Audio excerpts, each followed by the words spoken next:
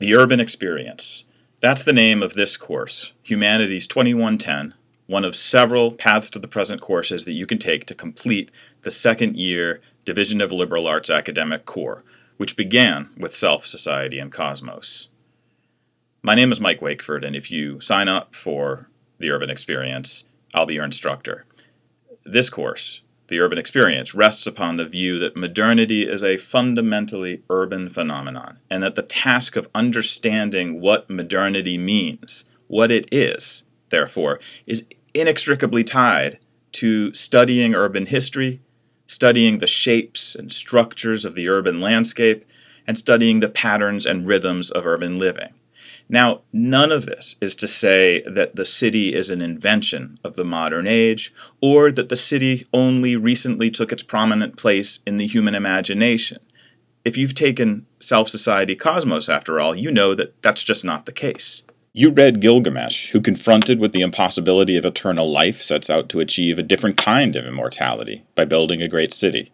You read Plato, whose Republic imagines a city in order to speculate about the meaning of justice and the nature of the human soul.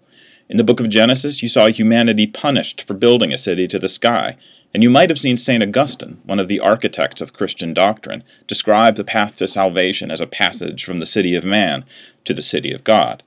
And wherever your section of Self, Society, and Cosmos took you next, whether to Machiavelli's Florence, to Shakespeare's London, Freud's Vienna, or elsewhere, you went to cities where the modern age and the various branches of what we call modernism took shape. This course will focus on the last 3 centuries or so, when humans increasingly migrated into cities and transformed almost every feature of human experience. You'll study the evolution of cities in the 18th, 19th, and 20th centuries, and you'll focus on the connection between urban growth and the other primary forces we associate with modernization: political revolution, industrialization, market capitalism, technology, secularization, and also the adaptation of religious outlooks to new urban realities.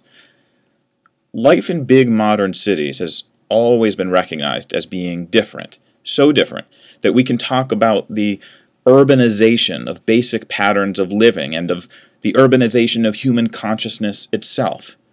So we'll look at how a variety of thinkers and artists responded to these changes, commented upon them, and shaped the way we understand them. In short, this course considers the city as a place where modernity, perhaps post-modernity, happens, as a site, as a location. But the course also studies the city as a work of art, as an expression, and as the residue, sometimes organized, sometimes disorganized, of the very same, of modernity.